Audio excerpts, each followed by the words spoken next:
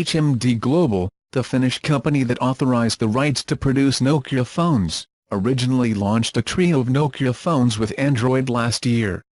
Sales seem to be going in the right direction, and now HMD is updating its mid-range and affordable smartphones with the Nokia brand today, with a trio of phones designed to reduce some aspects of the most premium phone at more affordable prices. The Nokia 5 last year was one of the most impressive out of the mid-range offers of HMD, and this year is no different.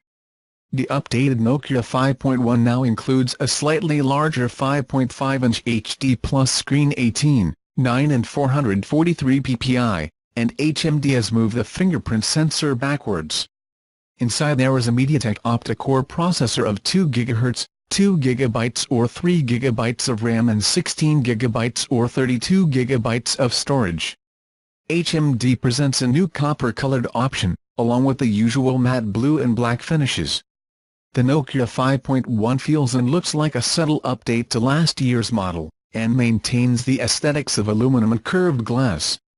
HMD has also moved the antennas to the top and bottom of the phone to improve the need for ugly and giant antenna lines. On the back there is now an improved 16-megapixel camera, along with an 8-megapixel wide-angle front camera.